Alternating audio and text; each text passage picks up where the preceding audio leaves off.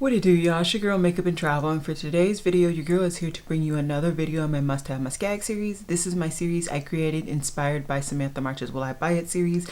I always have her series and the community playlist linked down below, as well as I always list and link all of the items that I discuss in this video. And lastly, I always have all of the Instagram pages that I follow to get all of this makeup knowledge. I did record this look. It will be coming up hopefully later on this week. This is the second of a 3 looks 1 palette, so I literally just need to do one more look, which I'll probably do tomorrow. That being said, today is Saturday, so I have a little bit more than I would have talked about had I recorded this yesterday. And yeah, hopefully I'm able to edit, upload, get everything done by tomorrow at 6 a.m., which is kind of the time that I really like to upload my videos. So I'm gonna scoot over, open up my Instagram folder, and we are gonna get started.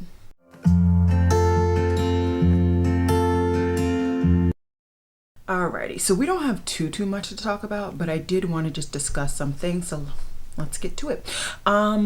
So not Sonia Kashuk, oh gosh, why did I almost say that? Sonia G has come out with some brush cases and holders for both traveling and just like, I guess in general, just depending on how your aesthetic is for your makeup and your area. I think these are really nice. They look cool, bada bing, bada boom. But right now I'm not traveling. I pretty much canceled out all travel plans for the foreseeable future.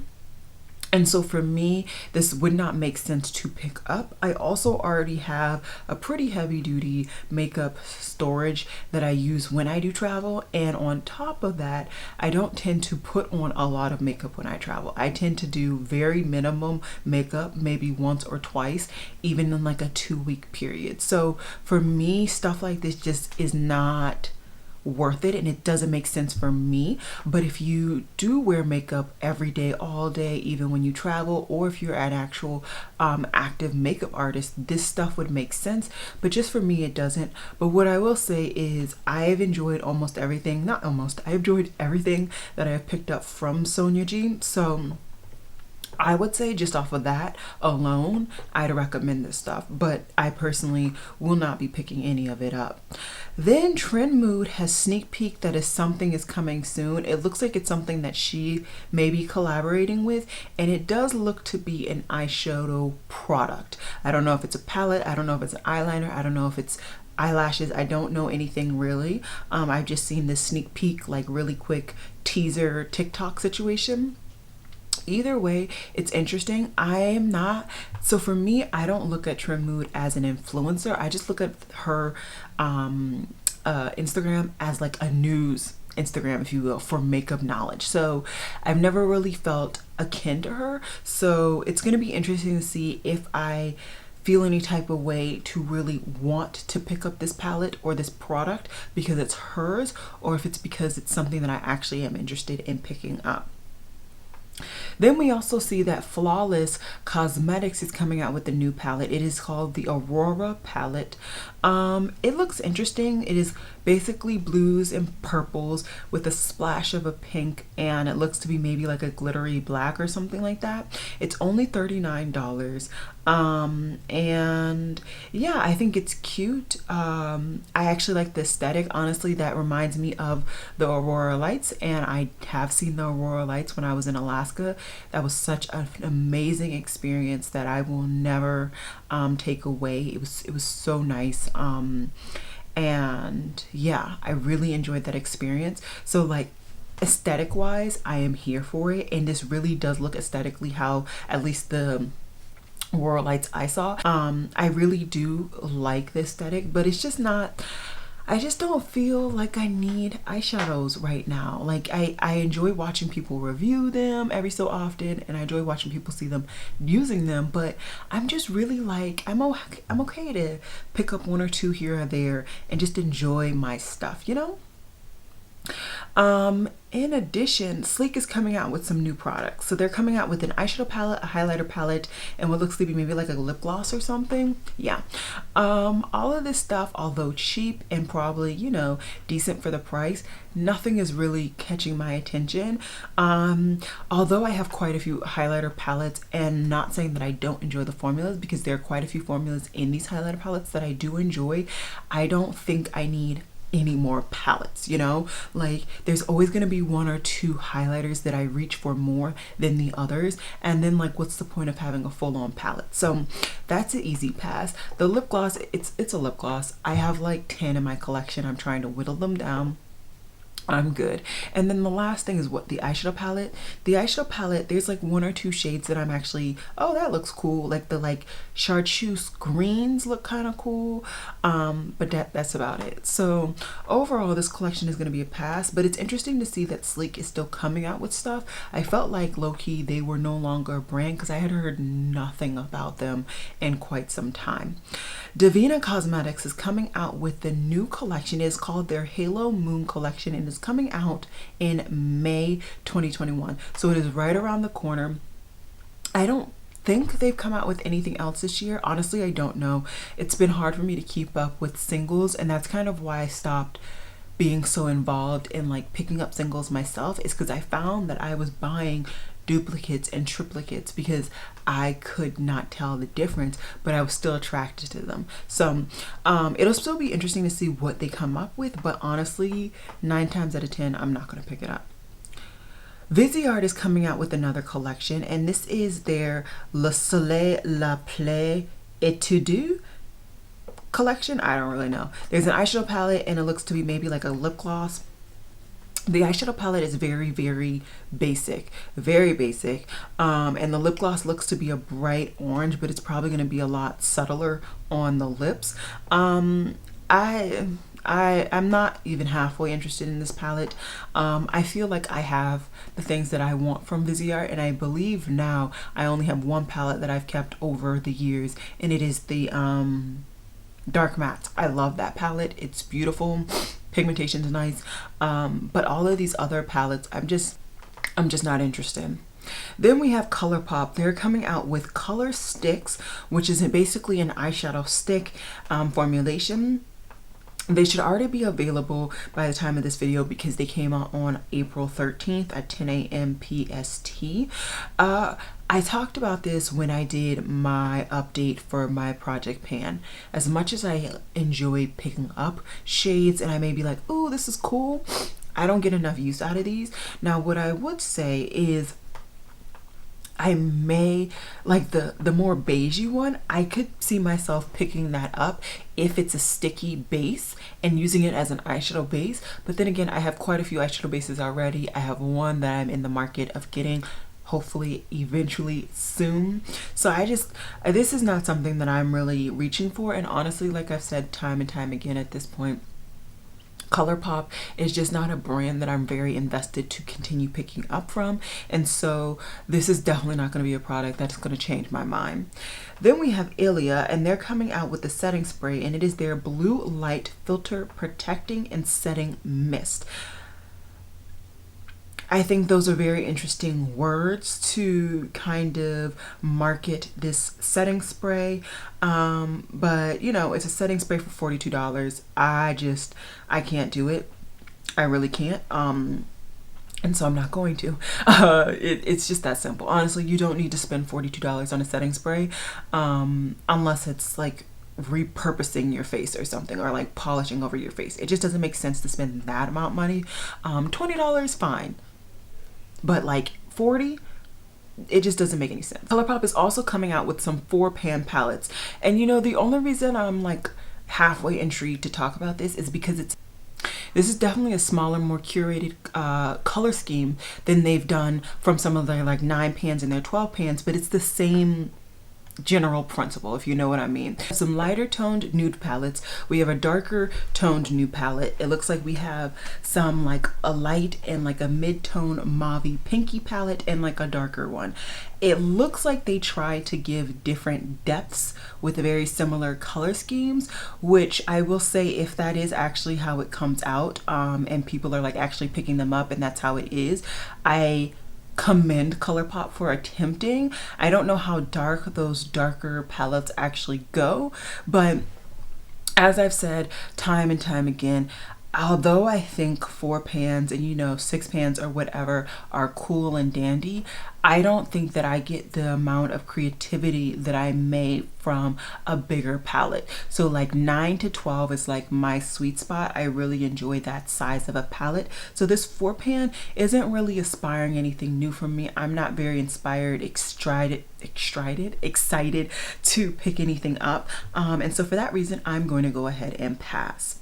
So we have a collaboration afoot, and it is between Annettes Makeup Corner and Menagerie Cosmetics. It is going to be releasing on the 1st of May, and it's interesting. I mean, so the name of the palette is Serenity, and that's all I know. I know that I'm pretty sure I haven't picked up maybe the last 2 or 3 palettes from the brand. I do have quite the collection from them in general, so I know I like their formula. I'm not really questioning that. I've never questioned that, but I just have not been intrigued by their color schemes or felt connected to pick up the palette. I'll be very intrigued to see what the color scheme is, because Annette really does like to do a lot of rainbowy looks, very bright, very out there. And so it'll be interesting, because like if I'm thinking off the top of my head, right, they don't have a rainbow palette in their collection. So if it is going to be a rainbow palette, I'm probably going to pass. I'm way past the phase of needing to buy rainbow palettes for my collection. It is just not what I need, but it'll be very interesting to see what becomes of this collection. Jackie Aina has done some new things for her brand Forever Mood, which is a candle brand in case you didn't know, and they have actually come out with a subscription service now. So you can subscribe and pay X amount of dollars to get candles. I think it's like 2 or 3 candles or something like that monthly. They did say that there is like limited stock or limited like space for people to join, and you get like mystery candles, exclusive candles. You also get like some gifts and stuff. So there are definitely some reasons for people who are very into the brand and her scents in general just to actually try and join the brand or to join the subscription. Personally for me, right, although I have really been enjoying her scents and I think they're very intriguing, I like to jump around when it comes to candle brands, and I don't like to have too many candles, and getting a candle a month is just a little bit too much for me. I can't commit. I cannot commit to burning a candle a month, and I don't like to have excess candles in my life. It's just not something that I like to have an abundance of. So for me, I'm gonna pass, but in case you are a candle person, you really like to have a lot of candles, or you just use your candles consistently, this might be something for you. Then we have more coming from Reina Cosmetics. This brand loves to throw glitters into their palettes, so off rip, it's just never going to be a product that I'm going to pick up. But I really like the aesthetic. I really love the homage they are giving to their culture, and always in the packaging and the naming of the palettes, all of that. So that's kind of why I always talk about the brand. I think the color scheme is nice. Low-key, it actually reminds me of my Dark Mattes palette from Viseart. But I am, of course, going to pass because they are glitters. Loreal is doing a collaboration with Elie Saab, and the tones of this collection are very, very subtle, very, very neutral, very, very like desert browns and like soft muted greens. I think the eyeshadow palette looks really cute. The lip glosses look light. The balm looks like a balm, and the lipsticks look like reds. I don't do red lipsticks. I don't do light glosses like that. Like I said, the balm is a balm, and the eyeshadow palette looks cute, but nothing is really reaching out to me, so I'm not gonna force it. Glamlight is also talking about the fact that they are coming out with something new, and it is with a talented artist in the beauty community. So who knows what that is? I'm assuming it's a collaboration with somebody. And I'm intrigued. I still have yet to pick up anything from the brand. It just hasn't happened. There have been a couple of palettes here or there where I've been like, oh, this is cute. Oh, this is cute. And I've intended to buy it, but I just never got around to it, one reason or another. So maybe this collection will be interesting, or maybe I just need a sale to finally go over that hurdle. I haven't heard any bad things about the brand other than Burger palette and their metallics just like seeping in the packaging. Those are the only kind of things that I've heard. So I'll be very interested to see what goes on with that collection. Nabla Cosmetics is also coming out with a new product, and they're coming out with a tinted balm, but it's definitely in a liquid formula. So I'm very intrigued to see how this applies. I'm assuming it's going to apply like a tinted moisturizer type product. It's interesting. It's very interesting. You see the depths and the variety. There are only 7 shades. There's quite the difference between those last 3 shades, which I find to be a little problematic. Sorry, I just had to run up and down the stairs for a little bit. My bad. But yeah, it seems a little problematic, the shade difference, like, because 6 looks like it would be like a shade for like Karen Harris, if you know her complexion, or like Karen Harris, or like the Fancy Face. 5 and 6 looks to be their shades, and then like 7 looks to be too dark for me. So like, this is not a foundation that I would be able to try most likely, or if I was, it'd have to be a very, very sheer layer of 7. I wouldn't be able to really build it up, although tinted moisturizer type products, you don't really build them up. But anyways, I'm unconvinced of that one. Then we have another weird collaboration with Hip Dot, and it is now with Reese's. I don't understand why they're doing a collaboration with Reese's like right now. Like generally all their other products, there was like a reason behind it somewhat loosely. I don't get this reasoning at all.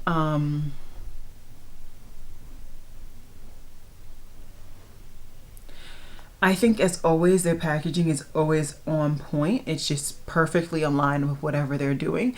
And I think even the color scheme is perfectly aligned with their collaboration. It's definitely not something that I want, and I'm just definitely not interested. So it's going to be an easy pass for me nonetheless. We have another kind of kitten-ish collection, and this is iHeart Revolution collaborating with Disney, and this is for Aristocats. I never watched Aristocats. I don't know if I might have aligned that with being too girly, because tomboy all the way, okay? So I never watched it, or maybe this was something that came out after I was that age bracket. I don't really know. Anyways, iHeart Revolution is coming out with a collaboration.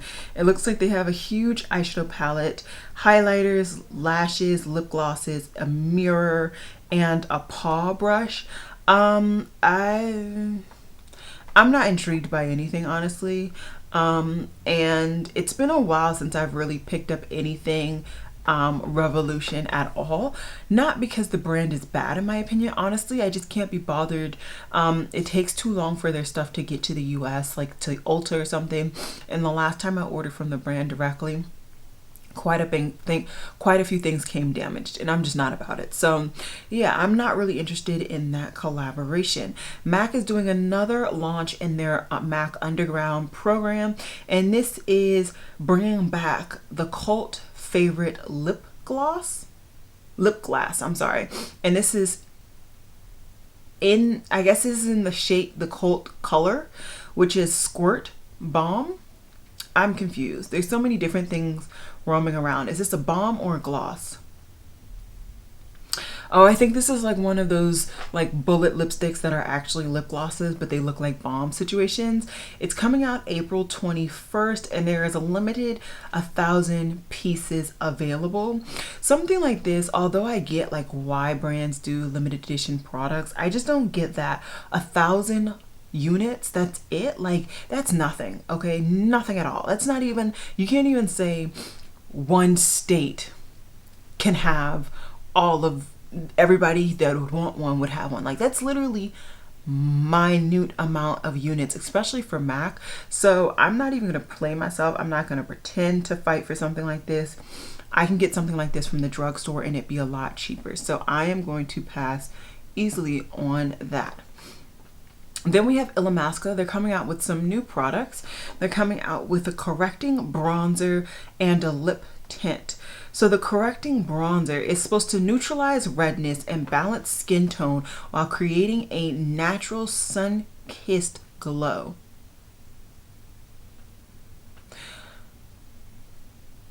Okay.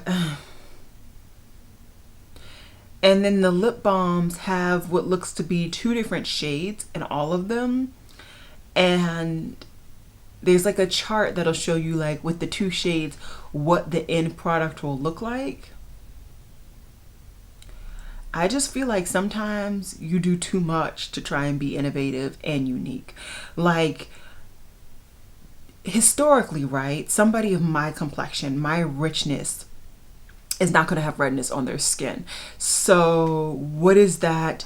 I'm assuming the blue strip in the palette, the bronzer, is what is neutralizing the redness because it's blue. So, like, how is that going to help any redness on me, let alone I don't have any redness? So what is it going to do? It's probably not going to do anything at that point, because once you put blue, you're just going to have blue.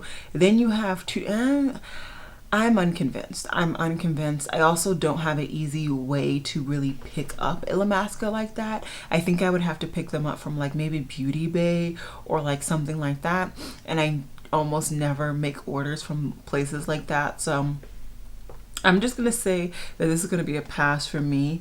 I just don't see that to be a benefit for me. And I also just don't see that strip of blue to be a benefit for anybody who has redness. Like, I really, really don't.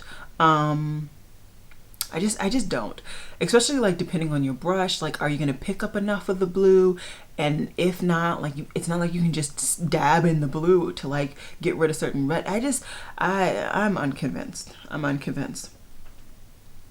Holo Taco. So they're coming out with another range of nail polishes, and these are 7 soft pastel shades, and they are all, I believe, holographic. Funny enough, I usually always watch Simply Nailogical, her video, because I really just enjoy her launch video. Like, her aesthetic, her marketing, it's on point, but I just haven't had the time. I've been busy doing other things. But these shades look beautiful. I always love Christine's colors. I always love her aesthetic. I just enjoy her brand in general.